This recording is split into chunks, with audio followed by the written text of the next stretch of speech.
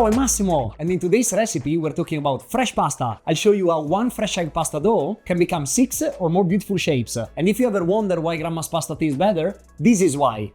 Classic fresh egg pasta is made of two basic ingredients, egg and grano tenero 00 flour. Nothing more, best quality you can find. And the ratio most people know will be 1 whole egg for every 100 grams of flour. You will say, yes, sound easy, let's do it. But there is a catch here.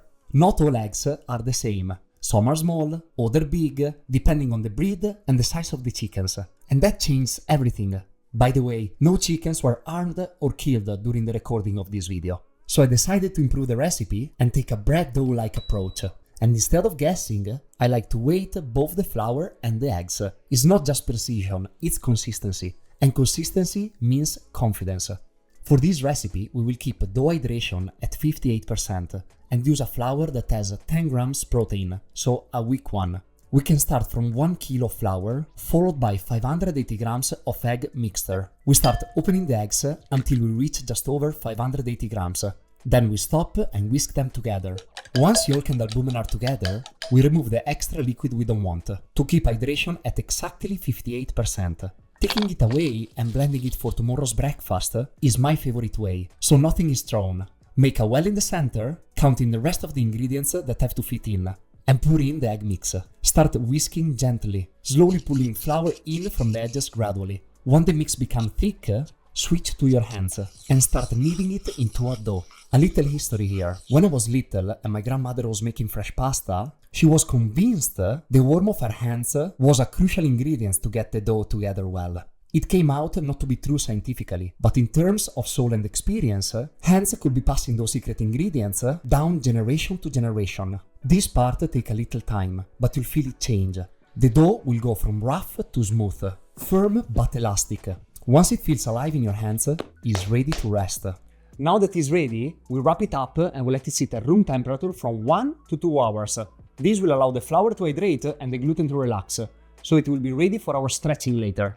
Now let's go one step further. This second dough is what I use when I want more strength and elasticity. It's in fact perfect for preparation like tortellini, lasagna or filled pasta in general. We will change hydration at 60% this time, because instead of using only grano tenero flour, we will blend in also semola rimacinata di grano duro. And the one I got is a bit stronger, 12 gram protein. For strength, the rule is simple. Stronger the flour, more liquid it takes to get at the same density. So adjust your recipe based on the flour you get. Also, our egg mixture will be changed. In this case, we will use 540 grams of whole eggs, same process as before, but complete the rest of the liquid with 30 milliliters of extra virgin olive oil and 30 milliliters of water. Oil adds richness and slightly softens the gluten network, making the dough more pliable and easier to roll thin. Water instead increases the total hydration of the dough without adding more fat or protein, which keeps the structure balanced. Also, if you want pasta that expands less during cooking, you can adjust the yolk to albumin ratio by adding more yolk. Just make sure to keep the overall hydration the same. Here we follow the same method. Flour blend on the board, well in the center, egg mix in the middle. This dough will feel firmer at first, but don't worry, the oil and water help balance the flours, and after resting, it will be soft and elastic. Here is where I add a small personal twist that I found useful to save some time. I use a vacuum chamber to compress the dough. This isn't essential, but helps bind everything together fast and smooth, removing tinier pockets and speeding up the resting process. Let it rest for at least 30 minutes to 1 hour before using. Once your classic dough has rested, it's time to shape. To keep the dough moistened, we cut the pieces we want to work with and leave the rest in a plastic bag. Fresh pasta gets dry extremely fast. If you keep it in a dry ventilated space, it takes just a few minutes to create a crust on the outer surface. And if it's filled pasta you want to do, it will be almost impossible to close. So we work one little piece at a time. So before shaping, we need to go through one fundamental process that nobody knows: folding. This will tighten the dough up and get it much smoother. I usually fold it in 3 steps. In 2 at first and pass it through the biggest measure in the machine. Then in 3, then in 2 again, until the dough has reached the width of the machine. You can use a rolling pin if you prefer. It just takes a bit more energy and time. Since we have almost 4 kilo pasta today, I won't go through that. What is coming is the fun part of the process, where your personality can shine most. I'll show you 6 pasta shapes I like, but anything can be done with this dough. For shape number 1, we roll the dough into a thin, even sheet, around 6 to 7 out of a 9 on a machine scale. Dust lightly with a mix of 50% grano tenero, 50% semola, and fold it gently like a letter. With a sharp knife, slice it into ribbons about 3 mm wide. Unravel the folds, give them a shake, and toss with flour to keep them from sticking. Tagliatelle cook fast and pair well with sauces from light butter to rich ragu. Number 2, same technique, just a wider cut, about 6 to 8 mm wide. Delicate and slightly more refined than tagliatelle, fettuccine works beautifully with lighter sauces, like pesto. Keep them floured and arranged loosely until cooking. Next, we start by cutting the dough into small squares, about 4 to 4 cm. Take one square, place it diagonally on a gnocchi board, and roll it around the handle of a wooden spoon. Apply gentle pressure to get the ridge surface. Slide it off, and you've got a tube with texture, perfect for catching sauce. Our third shape is garganelli. For lasagna, we use the full width of your dough sheet and cut into large, even rectangles, about 12 to 15 centimeters long, depending on your baking tray. Dust each layer with flour and stack them flat. Those can be boiled briefly or used raw, depending on how wet your filling is. So this is the part I love most of making pasta. You're shaping history with your hands. Every region has its pasta and every family has its shape.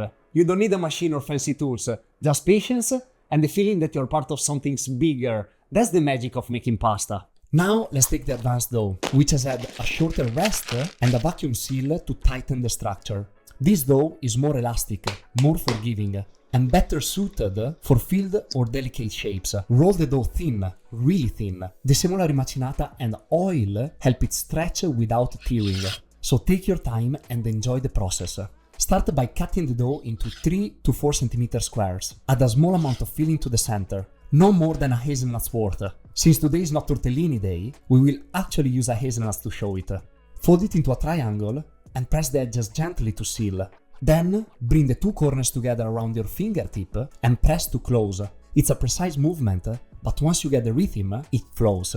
This dough has enough strength to stretch and hold the seal without cracking. Congratulations, you got tortellini! Last, we roll out 2 equal sheets of dough. Thin but not tearing. Make the filling you prefer. Today we use simply ricotta and parmigiano, roughly incorporated with a tiny bit of olive oil and a pinch of salt.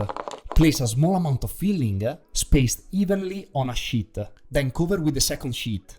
Gently press around each filling to seal, making sure no air is trapped.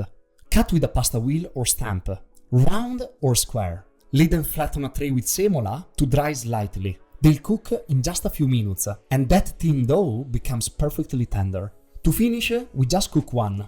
Let's take some of the fettuccine. Bring a large pot of salted water to a rolling boil and prepare your sauce. Butter and parmigiano will do, plus a little boiling water. Make a cream out of it. Drop the pasta in. It will cook in under 2 minutes. When the fettuccine are ready, transfer them straight into the bowl. Amalgamate everything together.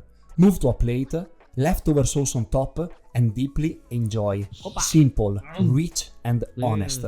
So that's it. This dough is just flour, eggs, and thyme, but it carries with it 100 years of Sundays, weddings, and quiet dinners.